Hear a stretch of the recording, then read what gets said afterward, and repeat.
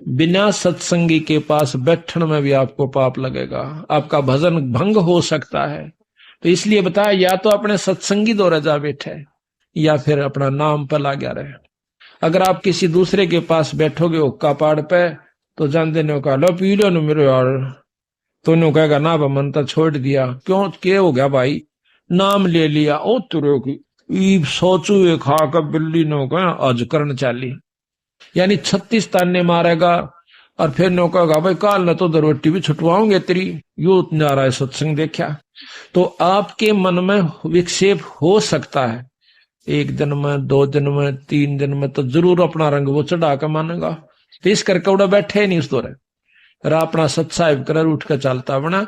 कोई प्रेमी दौरा बैठे, प्रेमी नहीं है तो अपनी कैसेट ला ले, कैसेट भी नहीं है तो अपना नाम सुमन लाग जा, खेत में चला जा, घूमे जा, भजन करें जा, अपना डोला पर कहंडे जा, वैसे बैठ कर ले जा डेके में धूप में कोठड़े का गए अपनी चारपाई ना के। तो कहते हैं कबीरा रसरी पाव में के सोए सुख चैन, यो श्वास नंगारा कूच का तेरा बाज रहा दिन रहने। नानक साहब से एक भगत ने आकर कही कि महाराज आप तो हमेशा मायूस से रहते हो, जैसे आपका कि मैं खो गया हो, आपको क्या तकलीफ है? तो वो नो बोले भाई मेरी तकलीफ बेटा तेरे पर ना बैठे, मेरी तकलीफ टेढ़ी से। क्या हो गया? जब बताता महाराज इसी की बात तकलीफ होगी तो आप क्यों नहीं, तो कभी प्रश्न नहीं देखे हमना? ने बोला भाई प्रश्न में अड़ो हूं क्या पे, मेरे नहीं समझ में आती ना, आप हंसते कभी हमने हंसते भी नहीं देखे। तो नानक साहब कहते हैं ना जाने काल के कर डारे, किस विध डर जा पासावे, और जिनके सिर पर मौत खुड़क दी उन्हानू केड़ा हासावे। जिनके ऊपर हरदम तलवार लटकी हुई काचे सूत बांध के, और नो कच्चा धागे से सूत से बांध कर तेरे ऊपर तलवार लटका दे कोई, और नो कहेंगे सो जा डठाट का सेज बिछा दे तेरी, सो जागा? ना के मन माने करा कि इसमें टूट जा, गद पड़े ऊपर काट गिरा मने, फिर नींद आओगी तनक ना जी कती नहीं आवे। तो इस प्रकार मैंने वो अपनी मौत व कच्चे तार का बंधी हुई तलवार ज्यों की जो नजर आव सबाई, आसन की तो फुर्सते ना रह रही मने, मन तो वो रोना दुखना ना मिटता कि कुड़ बरावे उस तो पहला कितनी कमाई मैं कर सकता हूं। तो कहते हैं कि ना जाने काल के कर डारे, किस विध डर जा पासावे, और जिना के सिर पर मौत खुड़क दी उनानू केड़ा हासावे। फिर नो बोला आप नेरो सारी आण अक नहीं, जब हमारा सत्संग होता है तब हमें प्रसन्नता होती है, उस दिन में बहुत खुश हूं। जब हमारे साधु मिलते हैं, भगत आत्मा मिलती है, मेरा रोम रोम हंसता है, अकेला नहीं हंसता मैं।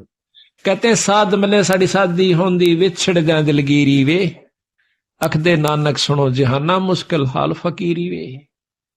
गरीबदास जी महाराज कहते हैं अकल अलूणे दीखते, ये सर्व अकल के मूल, हरदम रते हरि नाम से ये झूल अनहद झूल।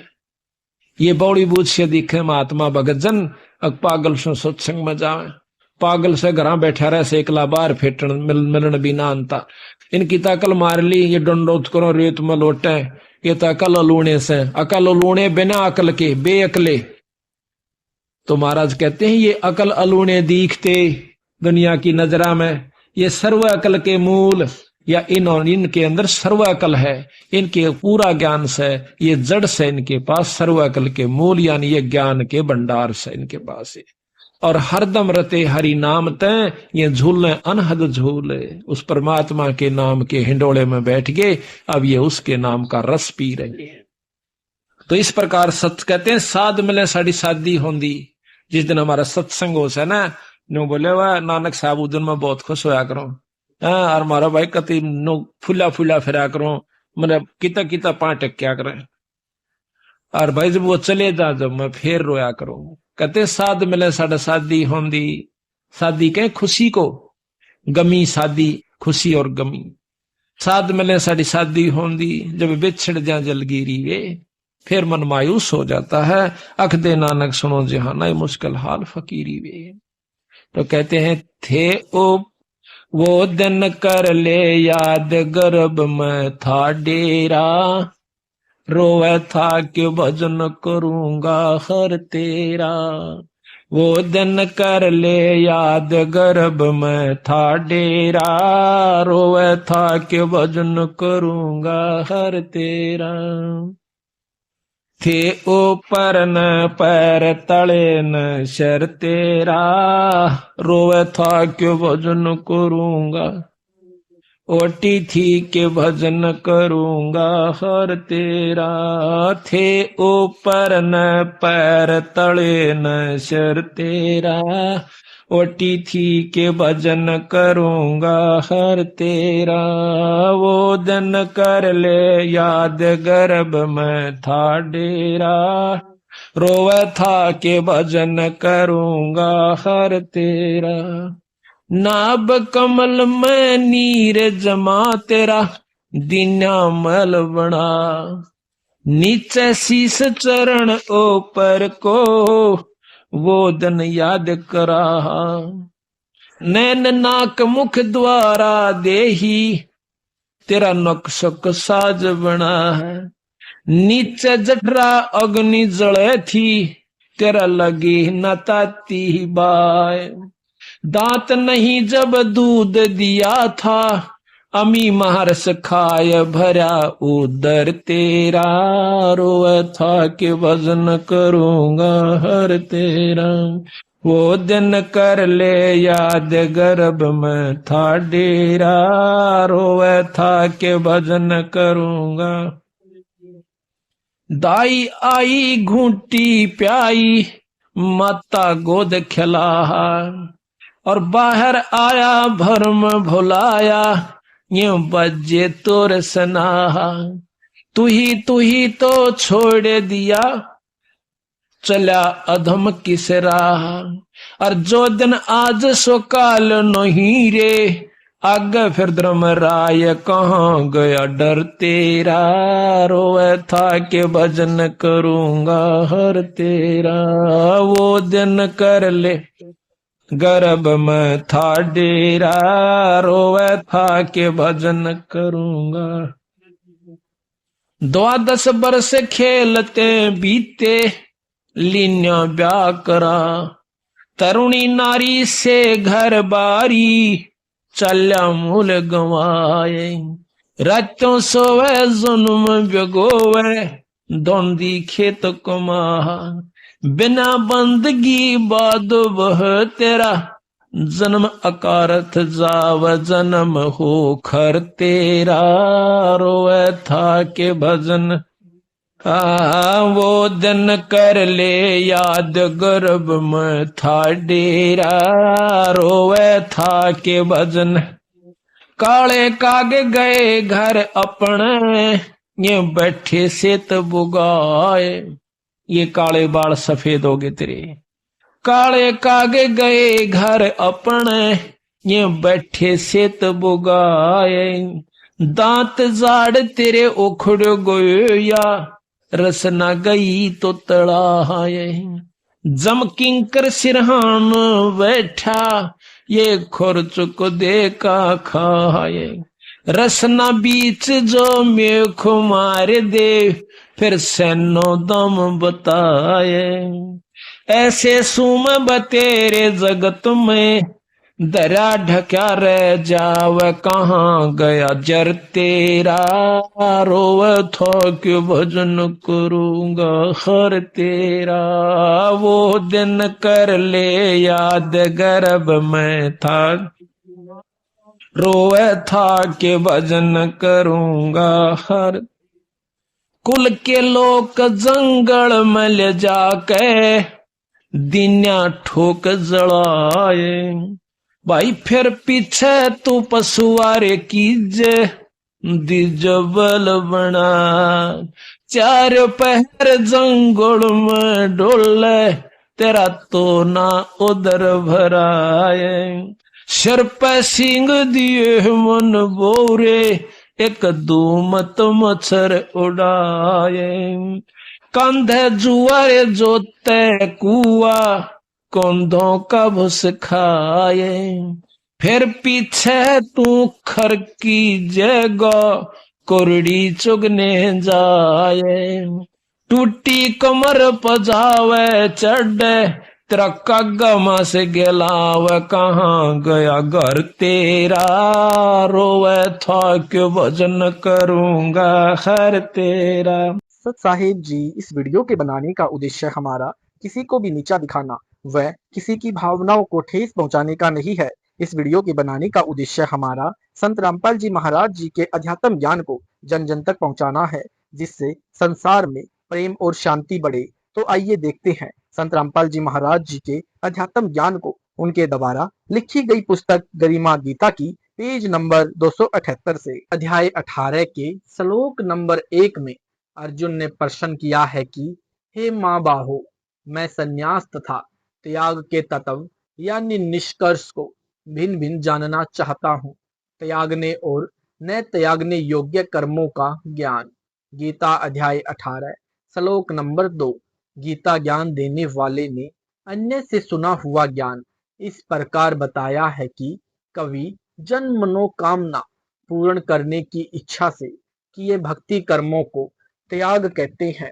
अन्य अपने आप को विचक्षण यानी विचार कुशल मानने वाले कर्मों के फल के त्याग को त्याग कहते हैं। गीता अध्याय 18 श्लोक नंबर 3। एक आधा यानी कोई कोई अपने को विद्वान मानने वाले कहते हैं कि सर्व कर्म दोष युक्त है, इसलिए सब त्यागने योग्य हैं, और दूसरे कहते हैं कि यज्ञ दान तप रूप कर्म त्यागने योग्य नहीं है। गीता अध्याय 18 श्लोक नंबर 4। हे शेर पुरुष अर्जुन, त्याग और संन्यास इन दोनों में से पहले त्याग के विषय में मेरा विश्वास सुन। त्याग 3 प्रकार का कहा है। गीता अध्याय 18 श्लोक नंबर 5। जो भक्त के कर्तव्य कर्म यज्ञ यानी धार्मिक अनुष्ठान जैसे दान तप आदि सर्वधर्म पालन करने में संघर्ष में होने वाले कष्ट को तप कहा जाता है, ये कर्म त्यागने योग्य नहीं है। वे तो अवश्य करने के, क्योंकि यज्ञ दान और तप कर्म ही विद्वान भक्तों की आत्मा को पवित्र करने वाले हैं। गीता अध्याय 18 श्लोक नंबर 6। इन उपरोक्त कर्मों के फल की इच्छा व संसार में आसक्ति त्याग करके करना चाहिए। यह मेरा निश्चय किया हुआ श्रेष्ठ मत यानी विचार है। गीता अध्याय 18 श्लोक नंबर 7। इसलिए नियत यानी शास्त्र अनुकूल कर्म का त्याग उचित नहीं है। जैसे इसी अध्याय 18 के श्लोक नंबर 48 ने कहा है कि अग्नि में धुएं की तरह प्रत्येक काम में कुछ दोष भी होता है। जैसे धुआं होने के भय से भोजन बनाने के लिए जलाने वाली अग्नि को त्यागा नहीं जाता, इसी प्रकार अनिवार्य शुभ कर्म में भले ही कुछ पाप भी होता है, वे त्यागे नहीं जा सकते। जैसे किसान खेत जोतता है, उसमें करोड़ों जीवों की एक दिन में हिंसा होती है तो भी उसे त्यागा नहीं जा सकता। किसान का उद्देश्य जीव हिंसा करना नहीं है, अपना कर्तव्य कर्म करना है। यानी पापों से मुक्ति की विधि है कि पूर्ण संत से दीक्षा लेकर भक्ति करने से कर्म प्रतिदिन ही समाप्त होते रहते हैं। जैसे प्रतिदिन पहनने वाले वस्त्र मैले होते हैं, परंतु प्रतिदिन साबुन पानी से साफ करने से मैल साथ की साथ समाप्त हो जाता है। जो गुरु बनाकर शास्त्र विधि अनुसार भक्ति नहीं करते, उनको वे पाप लगते रहते हैं, जिस कारण से उनको वे सर्व कर्म भोगने पड़ते हैं। सतगुरु के भक्त को भोगने नहीं पड़ते, इसलिए भक्ति अनिवार्य है। मोह यानी अज्ञानतावश भावुक होकर कर्तव्य कर्मों को त्यागना यानी संन्यास लेकर जंगल में चला जाना तामस त्याग है। गीता अध्याय 18 श्लोक नंबर 8। जो यह कहकर सब कर्मों के त्याग का विचार करता है कि सब कर्म कष्टदायक है, वह राजस त्याग कहा है, उसे उस त्याग का फल कभी नहीं मिलता। पेज नंबर 279 गीता अध्याय 18 श्लोक नंबर 9। हे अर्जुन, कर्तव्य कर्म यानी शास्त्र विहित कर्म करना कर्तव्य है। इस भाव से आसक्ति और फल का त्याग करके किया जाता है, वही सात्विक त्याग माना गया है। गीता अध्याय 18 श्लोक नंबर 10। हे अर्जुन, जो मनुष्य अकुशल कर्मी से द्वेष नहीं करता तथा कुशल कर्मों से प्रभावित होकर उस पर आसक्त नहीं होता, केवल अपना कर्म यानी कार्य ही सिद्ध करता है, वह सत्वगुण प्रधान यानी संशय रहित बुद्धिमान त्यागी है। उदाहरण, जैसे खिलाड़ी खेलते हैं तो दर्शक अच्छा खेलने वाले के प्रशंसक बनते हैं, दूसरे को धिक्कारते हैं। बुद्धिमान वह है जो खेल देखी ही नहीं, अपने कार्य में व्यस्त रहे। अन्य उदाहरण, सिनेमा देखने वाले अपना समय और धन नष्ट करते हैं तथा जो धन कमाने के लिए नाच कूद करते हैं उनको अपना मनपसंद अभिनेता या अभिनेत्री मानते हैं, वे मूर्ख हैं। गीता अध्याय 18 श्लोक नंबर 11। क्योंकि किसी भी शरीरधारी मनुष्य द्वारा संपूर्णता से सब कर्मों का त्याग किया जाना संभव नहीं है। जो कर्म प्रतिफल की इच्छा न करके भक्ति कर्म करता है वह वास्तव में सन्यासी है। गीता अध्याय 18 श्लोक नंबर 12। जो प्राणी शास्त्र विधि रहित कर्म बिना उपरोक्त त्याग भाव से करते हैं उनको मृत्यु के बाद अच्छे बुरे सर्व फल भोगने पड़ेंगे।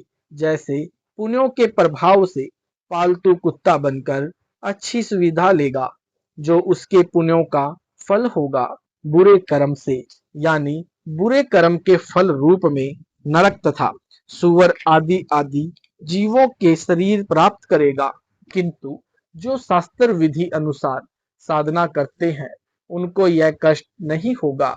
गीता अध्याय 18 श्लोक नंबर 13। काल ब्रह्म ने कहा है कि अब मैं वेदांत में कहे विचार यानी मत बताता हूँ, मेरे से भली भांति सुन। गीता अध्याय 18 श्लोक नंबर 14। वेदांत में 5 कारण बताए हैं। अधिष्ठान, कर्तापन कारण यानी कर्म इंद्रियों व ज्ञान इंद्रियों द्वारा किए गए कर्म तथा चेष्टाएं, ये 4 तथा 5वां कारण देव यानी परमात्मा की अदृश्य शक्ति से पूर्व संस्कार से होना।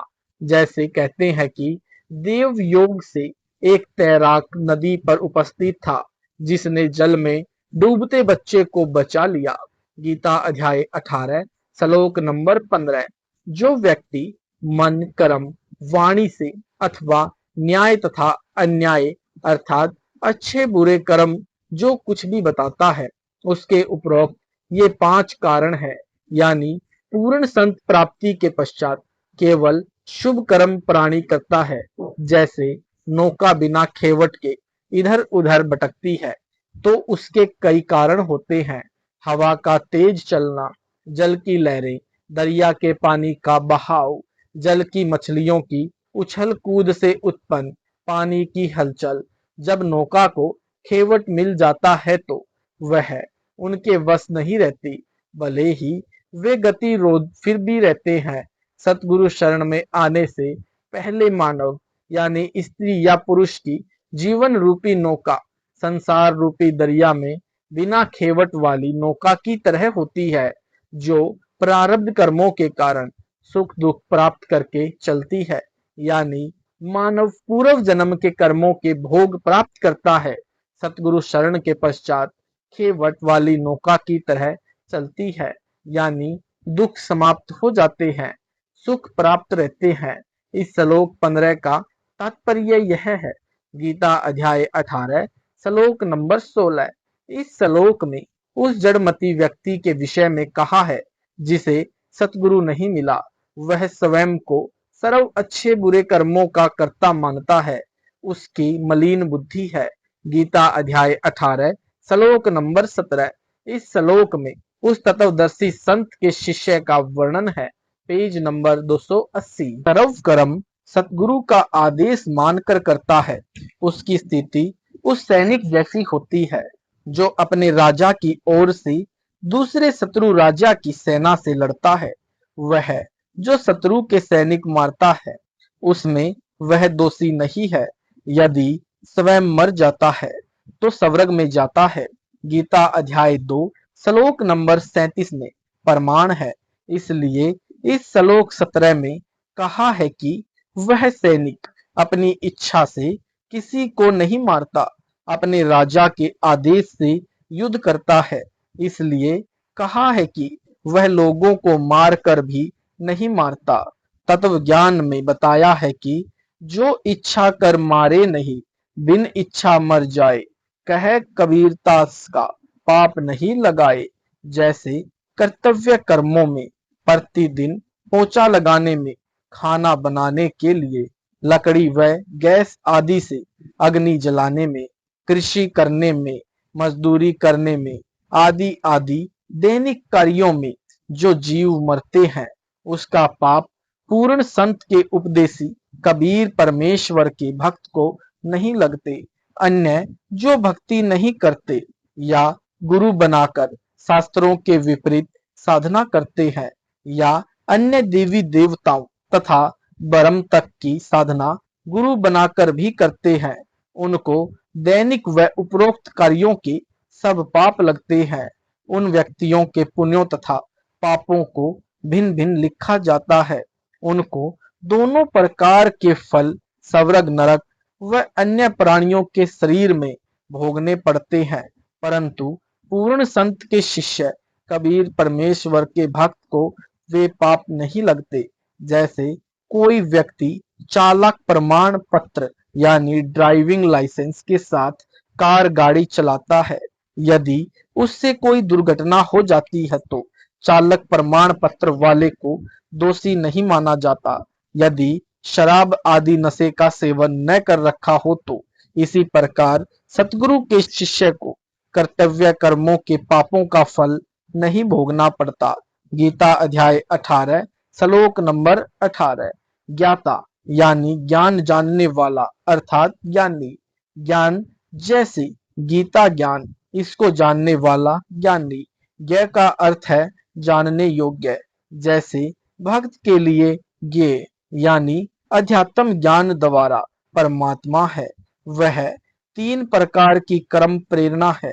कर्ता तो जो कार्य करता है, करण जिस कारण से कर्म किया जा रहा है, तथा कर्म जो करना है, वह क्रिया भी 3 प्रकार का कर्म संग्रह है। गीता अध्याय 18 श्लोक नंबर 19। ज्ञान और कर्म तथा कर्ता गुणों के भेद से 3 प्रकार के ही कहे गए हैं।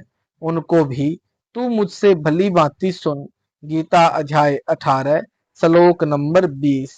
जिस ज्ञान से ज्ञानी पृथक पृथक सब प्राणियों में से एक अविनाशी परमात्मा के भाव को विभाग रहित देखता है, यानी सर्व प्राणियों में परमात्मा की सत्ता देखता है, उस ज्ञान को तू सात्विक यानी सच्चा ज्ञान समझ।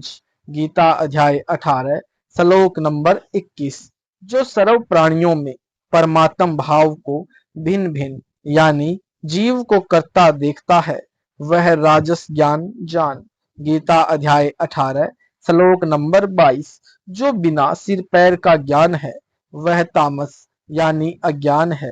गीता अध्याय 18 श्लोक नंबर 23। कर्मों का भेद। जो कर्म शास्त्र विधि के अनुसार कर्तापन से रहित है, भक्ति कर्म का प्रतिफल न चाहकर किया गया कर्म बिना राग द्वेष के किया गया हो, वह सात्विक कर्म कहा जाता है। गीता अध्याय 18 श्लोक नंबर 24। परंतु जो कर्म फल की इच्छा तथा कठिन परिश्रम से किया जाता है, जैसे खड़ा होकर तप करना, कावड़ लाने के लिए पैदल चलकर धार्मिक कर्म शास्त्र विरुद्ध करना राजस धर्म कर्म है, यानी जो कर्म शास्त्र विरुद्ध करना राजस कर्म है। Page number 281। गीता अध्याय 18 श्लोक नंबर 25। जो कर्म देखा देखी बिना परिणाम विचार किया जाता है, वह तामस यानी अज्ञान आधार का कर्म है। गीता अध्याय 18 श्लोक नंबर 26। अहंकार न करने वाला, अधिक संपत्ति संग्रह न करने वाला, धैर्य और उत्साह से युक्त कार्य सिद्ध होने तथा न होने में हर्ष शोक विकारों से रहित है, वह कर्ता सात्विक कहा जाता है। गीता अध्याय 18 श्लोक नंबर 27। जो राग द्वेष करने वाला भक्ति को भौतिक सुख संपत्ति की प्राप्ति के लिए करता है, अर्थात कर्मों का फल चाहने वाला लोभी है, दूसरों को सर्व अर्थ यानी स्वार्थवश दुख देने वाला अशुद्धाचारी और हर्ष शोक से ग्रस्त है, वह धार्मिक कर्म करने वाला यानी कर्ता राजस कहा जाता है। गीता अध्याय 18 श्लोक नंबर 28। जो अयुक्त यानी भक्ति में नहीं लगा है, प्राकृत यानी भौतिकवादी, सतबद्ध यानी हठी, धूर्त यानी सठ अर्थात ठग यानी नाश करने वाला अर्थात दूसरों की जीविका को नष्ट करने वाला, विषादी यानी खिन्न रहने वाला, जला भुना स्वभाव वाला, आलस्य यानी आलसी और दीर्घ शत्रु यानी कार्य को लटकाने वाला कर्ता तामस यानी मूर्ख कहा है। गीता अध्याय 18 श्लोक नंबर 29। इस श्लोक में कहा है कि बुद्धि तथा धारण शक्ति यानी धृति भी गुणों के अनुसार 3 प्रकार के भेद वाली है, वह सुन। गीता अध्याय 18 श्लोक नंबर 30। जो तत्व ज्ञान के आधार से परवर्ती मार्ग यानी कर्म करते करते भक्ति करता है तथा उस भक्ति कर्म को फल प्राप्ति की इच्छा से नहीं करता, जैसे यदि लड़का उत्पन्न हुआ तो सवा मणि लगाऊंगा, नौकरी लगी तो कन्या जिमाऊंगा, आदि आदि की इच्छा बिना किए भक्ति कर्म परवर्ती मार्ग का कहा जाता है। निवर्ती मार्ग यह अकर्म है, जैसे घर त्याग कर जंगल में चले जाना अकर्म है। शास्त्र विधि अनुसार कर्म कर्तव्य कर्म कहा जाता है और जो कर्म नहीं करने योग्य है वह अकर्म कहा जाता है। उसको भय किन कर्मों से करना चाहिए तथा किन किन कर्मों से को रोकने में व्यक्ति को निर्भय रहना चाहिए, इसको तथा बंधन व मोक्ष को यथार्थ जानती है, वह सात्विक बुद्धि है। गीता अध्याय 18 श्लोक नंबर 31। जो दया धर्म अधर्म को तथा कर्तव्य अकर्तव्य को यथार्थ नहीं जानता, उसकी बुद्धि राजस कही है। गीता अध्याय 18 श्लोक नंबर 32। जो तामस यानी अज्ञान से घिरी हुई बुद्धि से अधर्म को कर्म धर्म मानता है तथा सर्व अर्थ विपरीत लगाता है, वह तामस बुद्धि है। गीता अध्याय 18 श्लोक नंबर 33। धरिति यानी धारण शक्ति वह है जो अविचारिणी धारण शक्ति से यानी एक परमात्मा के अतिरिक्त अन्य देव इष्ट धारण नहीं करती, मन प्राण यानी समास और इंद्रियों को एक प्रभु की भक्ति में धारण करता है, वह धरती सात्विक है। गीता अध्याय 18 श्लोक नंबर 34। परंतु हे पृथु पुत्र अर्जुन, फल की इच्छा वाला मनुष्य जिस धारण शक्ति से अत्यंत आसक्ति धर्म अर्थ और कर्मों को धारण करता है, वह दरिति राजसी है। गीता अध्याय 18 श्लोक नंबर 35।